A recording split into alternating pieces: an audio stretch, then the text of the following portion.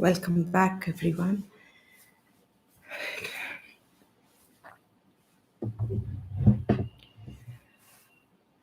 So, continuing with our daily meditations, regular at least to start with, the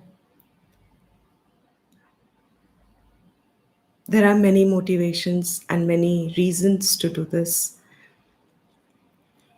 Each one should be clear in their own self, the reason for their own pursuit.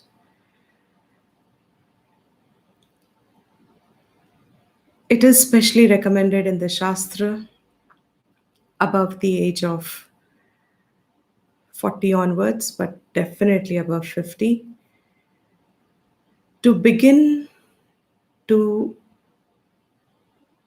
get prepared. There is only two ends to Jiva's gati in a life. It is either recycled or it is mukt.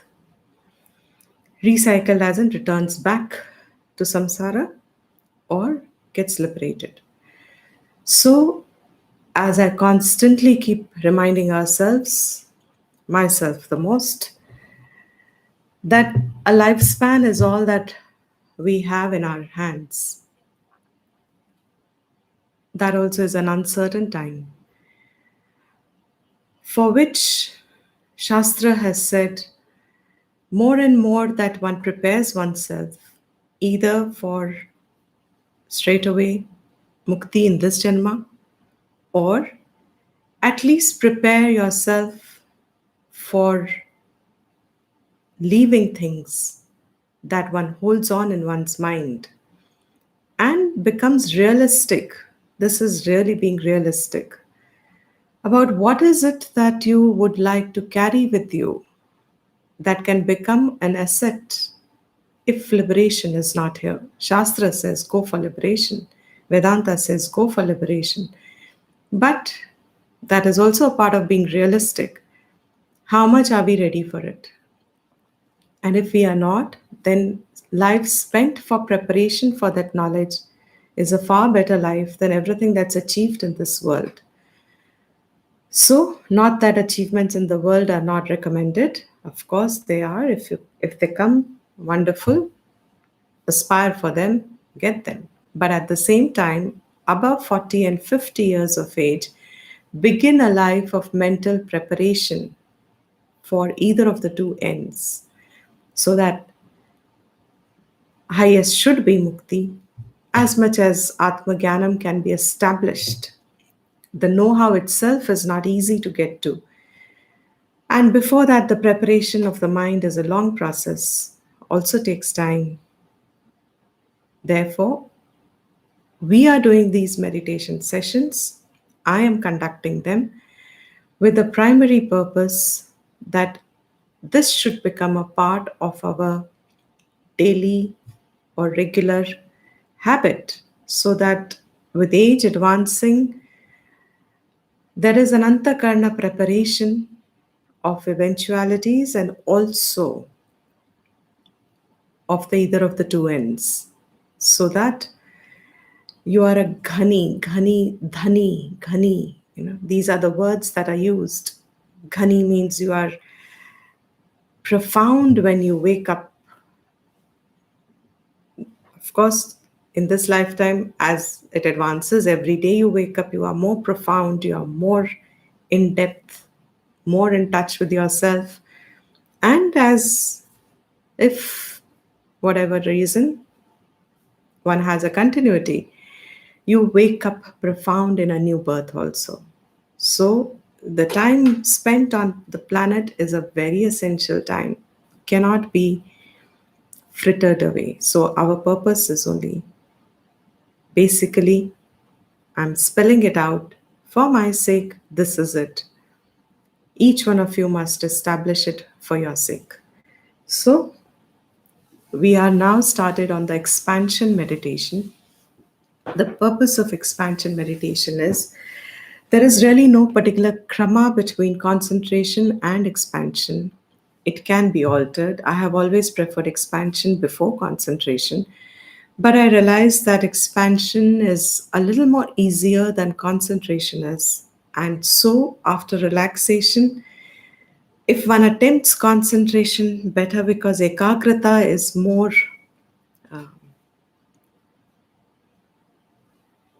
qualifying, more practicing.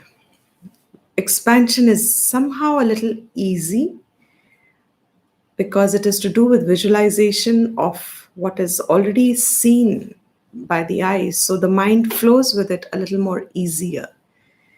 So we have ordered it as concentration first and then expansion. In the last previous times, I would do expansion first and then concentration. The order is not certain. In fact, after relaxation, you can do either of the two if you really feel comfortable with anyone. These are all flexible things. Idea is, how is your mind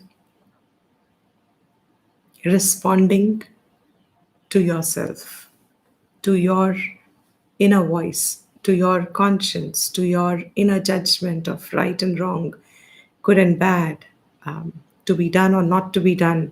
How do you respond to it? This is the main purpose. So, with this, I will not spend more time. Take a comfortable position.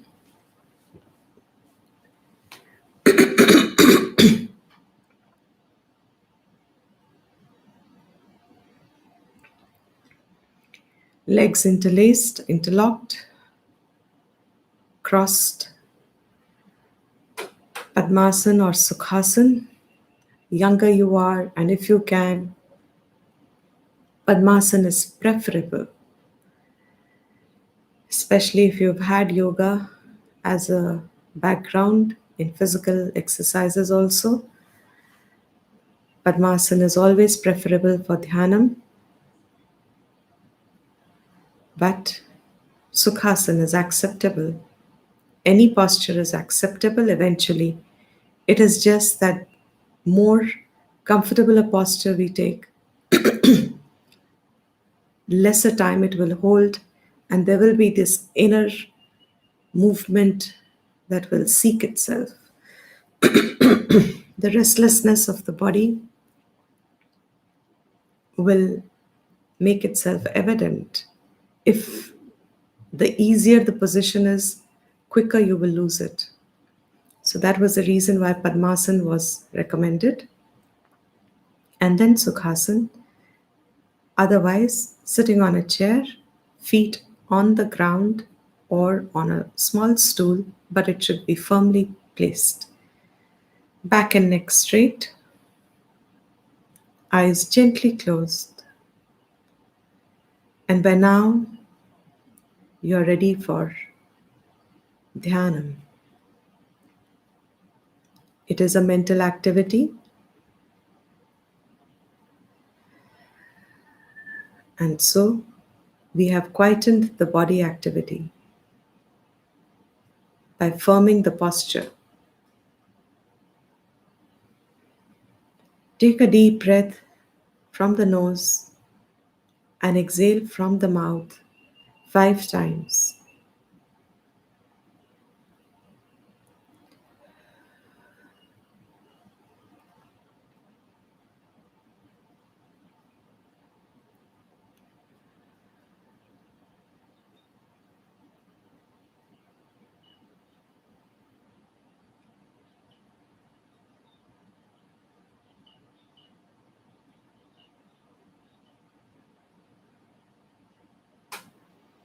Observe your feet, rub them mentally, relax them. And when I say observe, observe deeply, mentally, in details. A quick, detailed visualization of your own feet.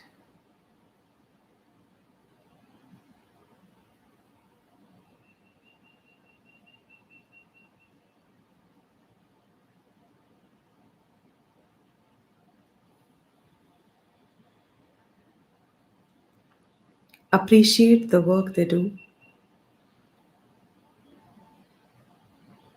Rub it. Shift your attention to your ankles.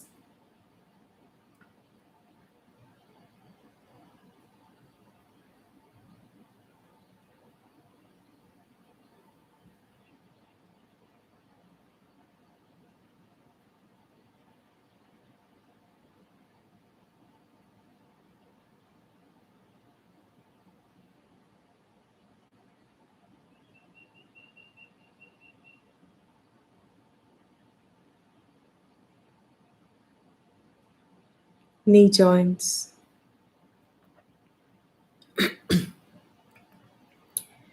thighs,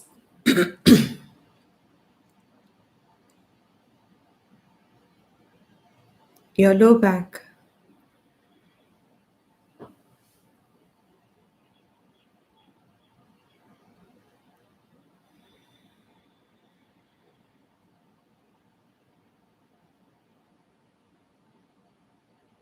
Rub it upwards.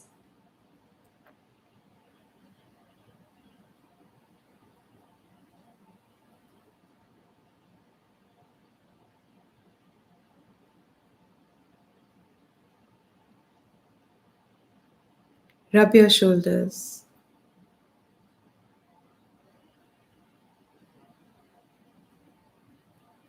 Arms, gaze it. Your palms, mentally rub them as if you're cold. Appreciate the work they do.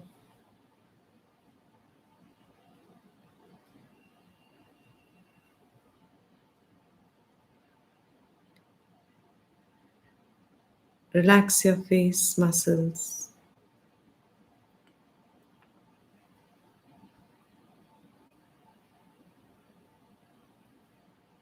Observe mentally your eyes and the sockets that hold them.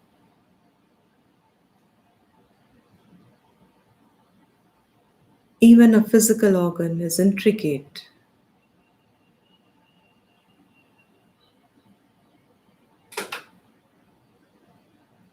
Appreciate that it connects to the Chakshu Indriya in your Sukshma Sharira.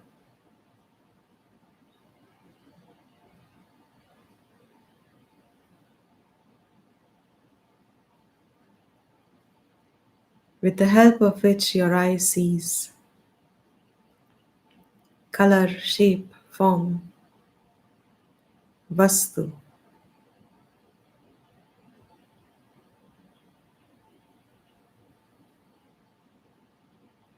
Visualize your ears and how you like to adorn them if you're a girl, sometimes even a boy. Doesn't matter.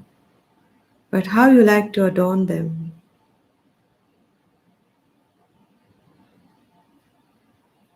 Visualize it without the adornment, the ornament.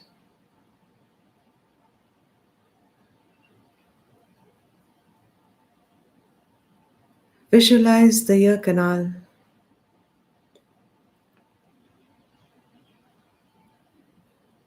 The property of the body to secrete the wax, to allow the impurities of the air to remain out, the bigger particles should not enter.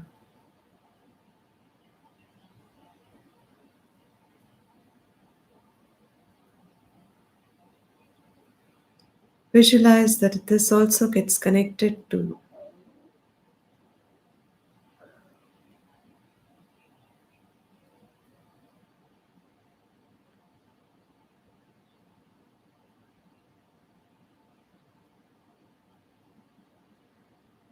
the Indriya inside the Sukshma body.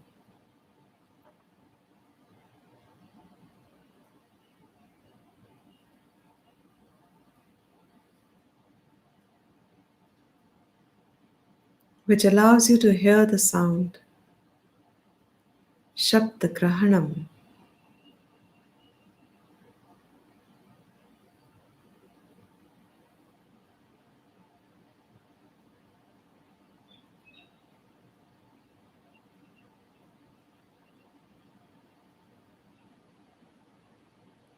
What sounds can you hear?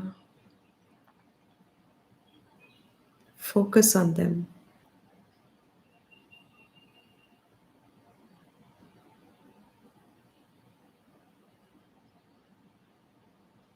Observe the coming and going of a repetitive sound, preferably a natural sound, like a bird or wind hustling the leaves, or water running in the background, sound of stream, river, rain.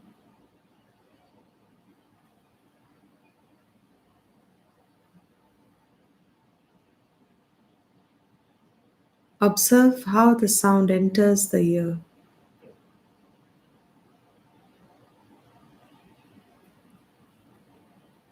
The coming and going of sound. My voice, my words.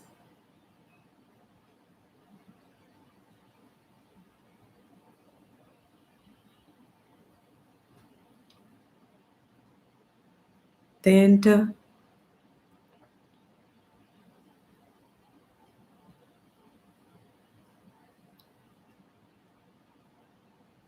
and you hear. Hearing is illumined, and you gain the knowledge of the word.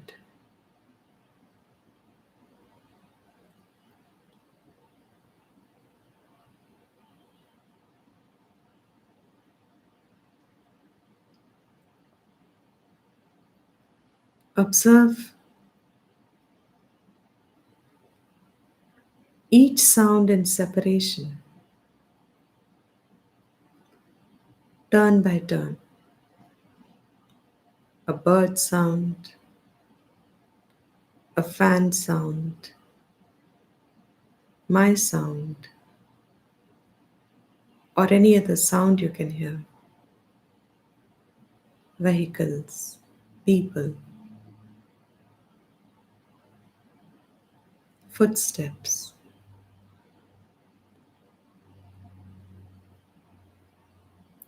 And if you are very relaxed in the mind and you are fully awake, you may hear your own breathing.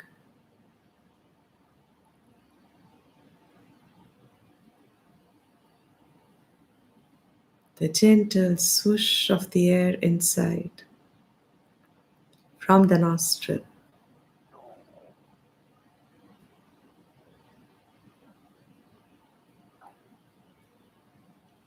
your stomach churning,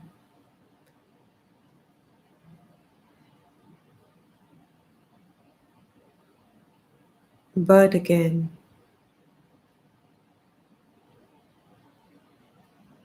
cricket,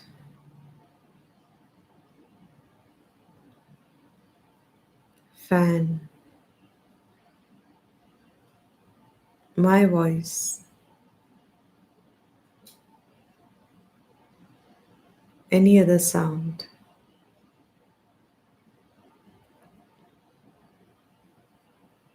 your breath.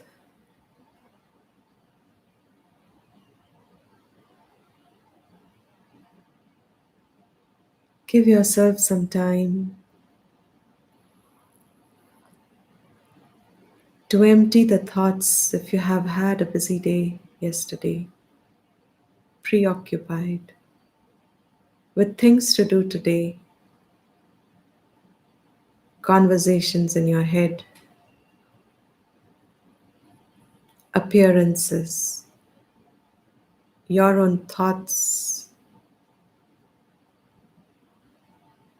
Whenever the mind is beginning to relax, all superficial thoughts surface.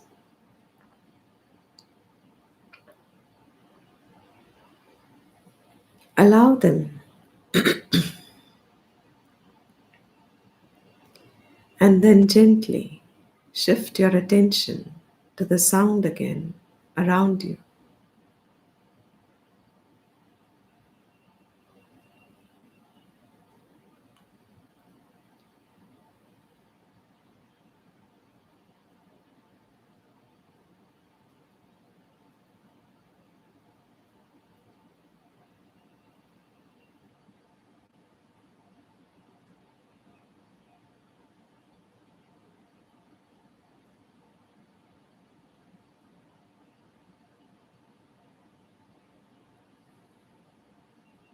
Anytime it wavers, that's okay. Bring it to the present sound again.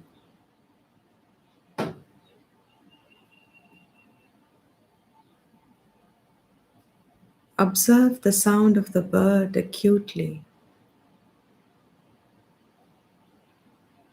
how much life it expresses.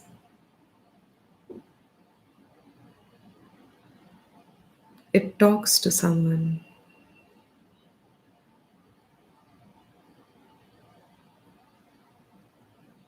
We don't understand the language,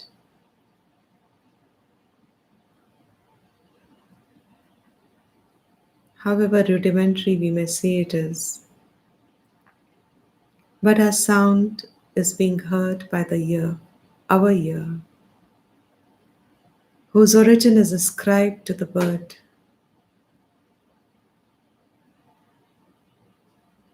That bird is a living being.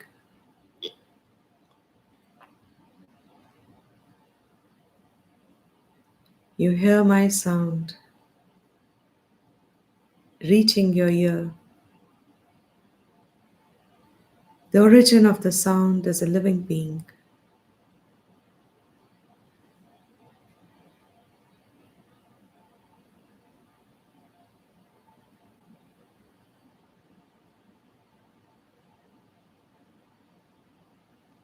Observe the bird fading away, moving branch to branch, and the sound changing its direction.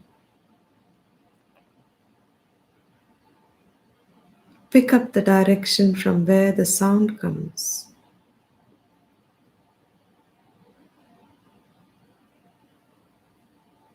All the sounds.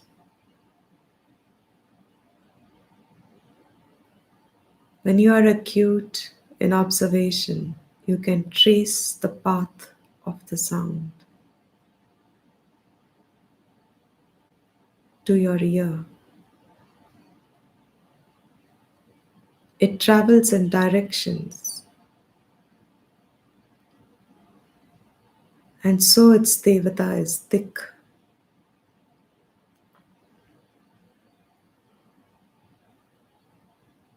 space, and direction is the path it travels.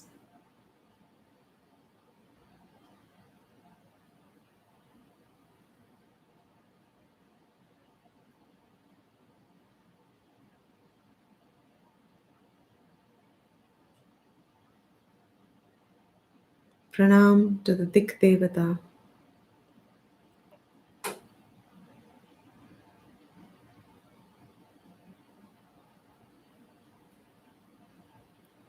Which allows the hearing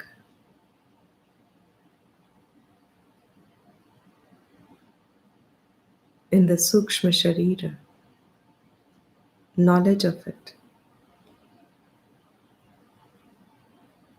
even when there is no meaning, like the bird sound. I have the knowledge of the bird chirping, even though I don't know the meaning of what the bird is saying.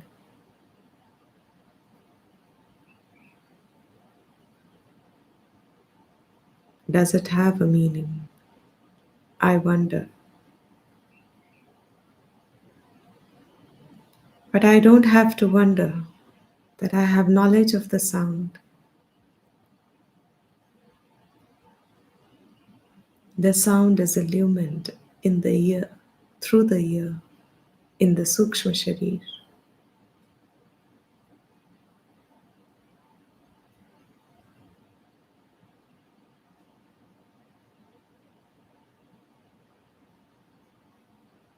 Visualize the bird hopping from one branch to another, one tree to another, parapet to the tree, swiftly, briskly, abruptly. It flies. and the sound direction changes.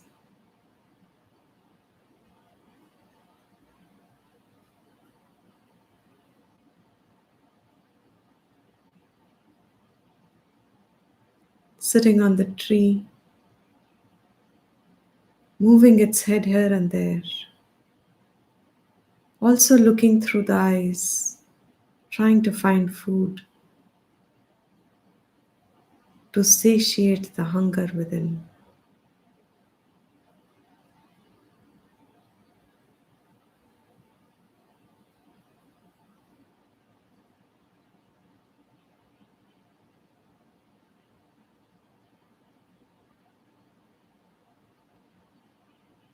The tree is only one tree that you visualize.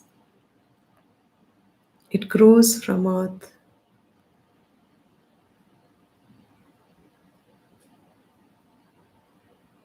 in yajna,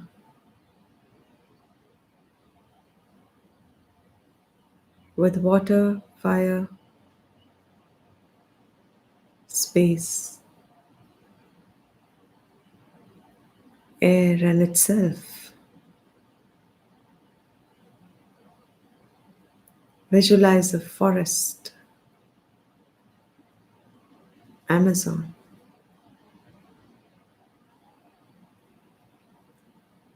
with tall trees, running springs, all kinds of life in water, in air, on ground.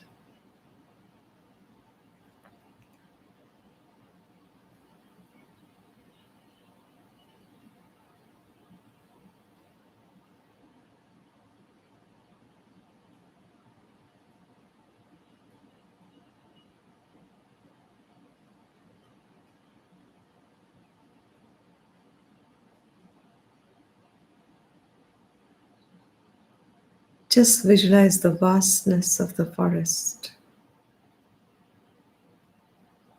supported by earth,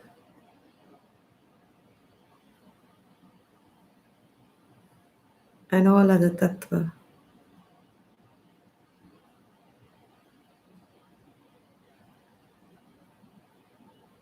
Visualize sitting there in the forest with a stream around you in the background, meditating there.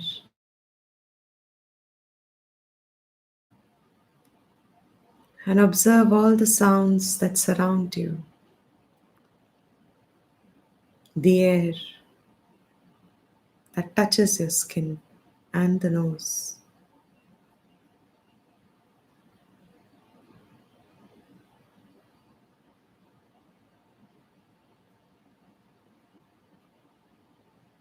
Fearlessly sitting there.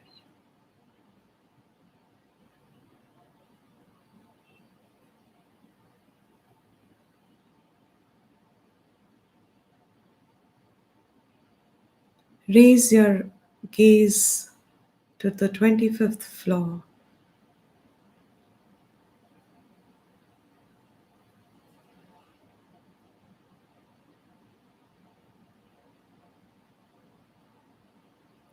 A height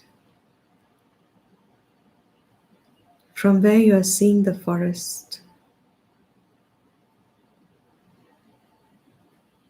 where the trees are tall enough but not reaching the 25th floor. And you can look down at the tip of those tall trees.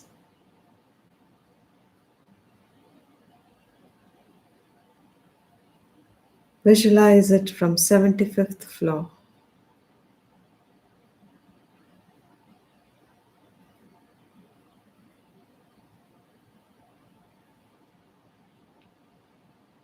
Visualize it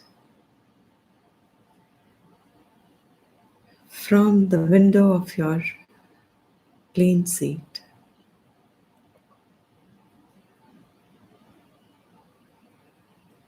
And visualize it from the space station.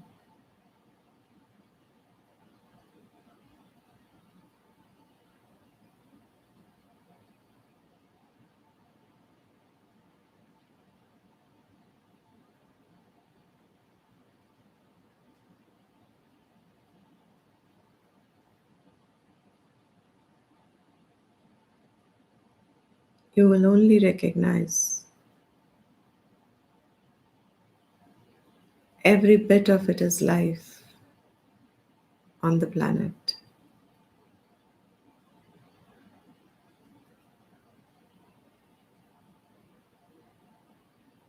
Would it be inert? If it can support life,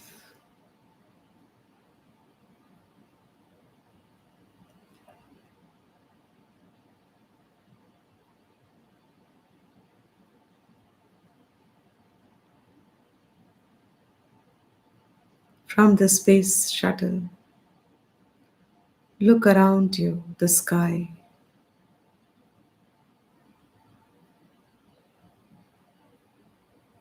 and look at the earth below.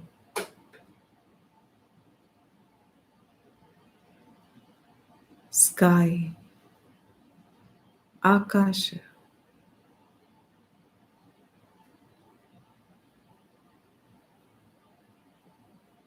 whose Devata is thick, the carrier of sound with air.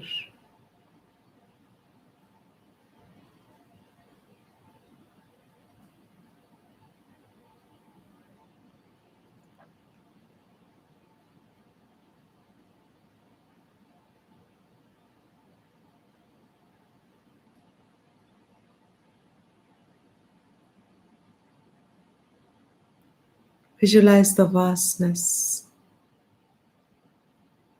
and at night, the billions and trillions of illumining stars, illumined.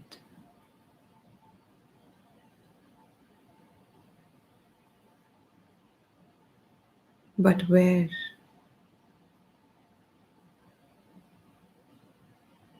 In your Sukshma Sharir, where the sound is illumined.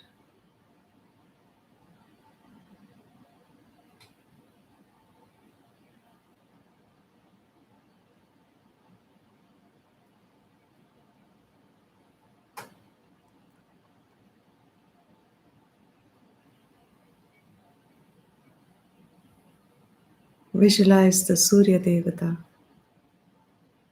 in the solar orb, giving light to the whole universe, as if it is the organs of the Virat.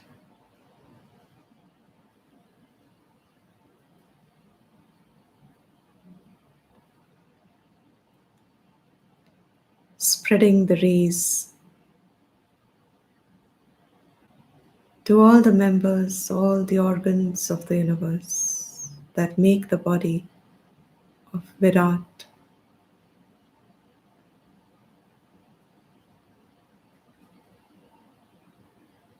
Where is anything inert?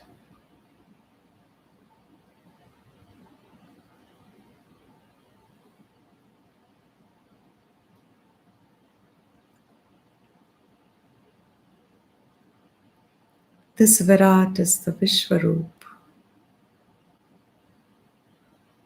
of Ishvara.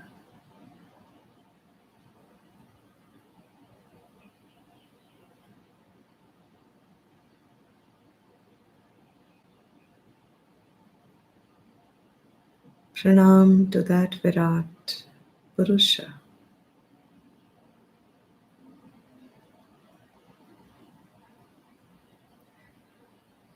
the being which runs the show,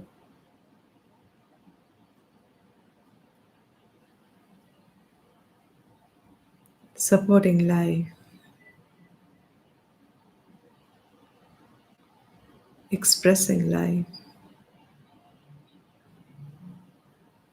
consciousness, awareness.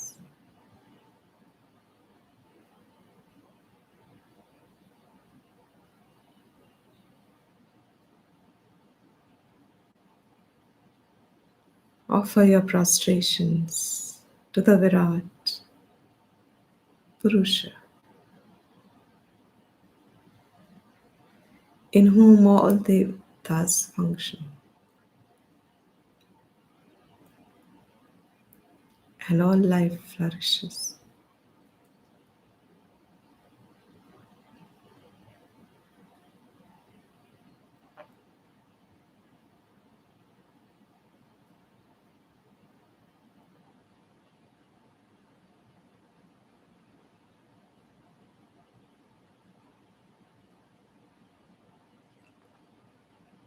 Release the vision. Bring your attention back to yourself in the space shuttle, looking at the sky and the earth below.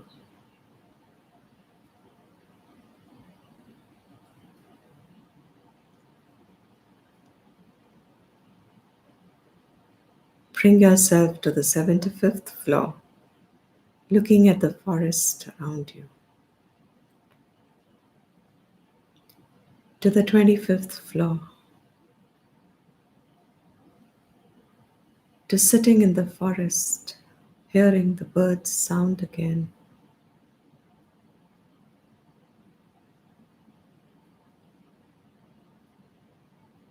To yourself in your room now, where you are seated, and the immediate sounds.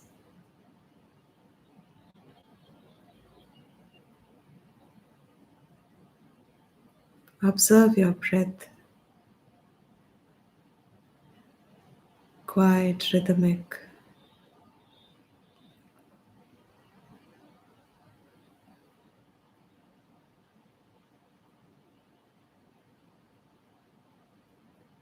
Bring to your mind your Ishta Devata. Offer your pranam.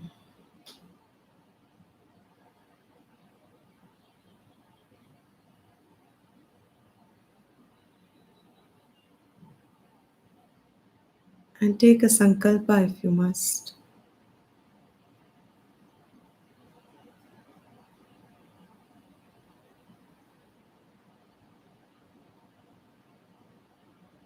Else leave it.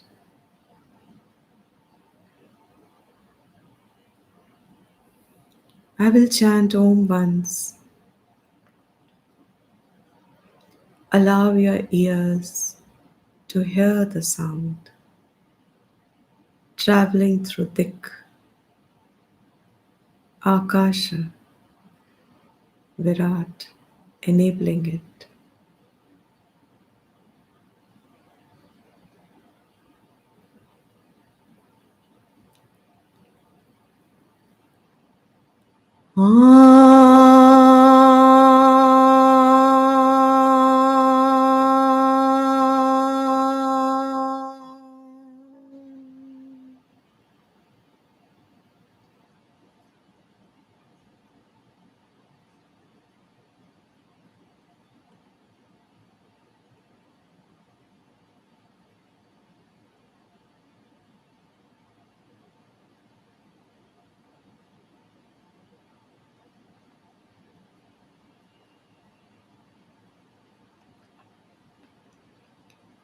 You can wriggle your toes and fingers and open your eyes when you're ready.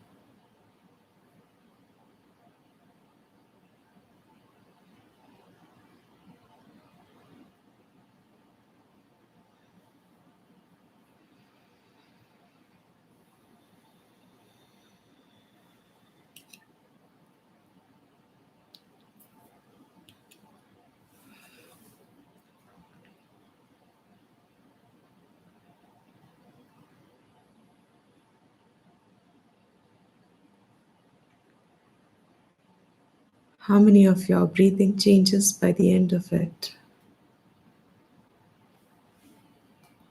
Do let me know.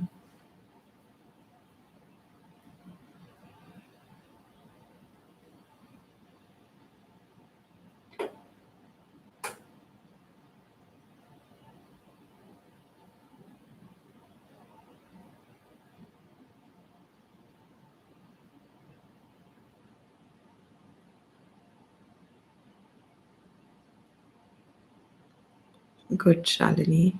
Yes, Malini.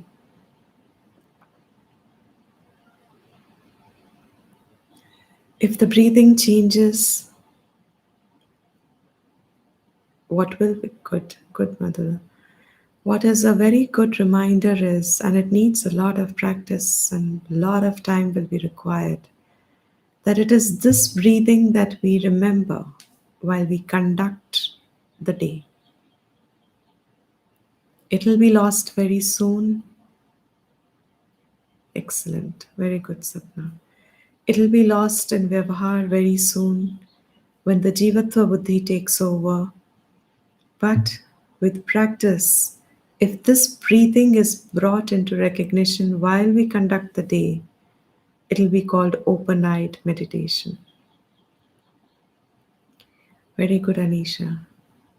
Very good. So I'm glad that this session and these sessions are fulfilling their purpose and they have a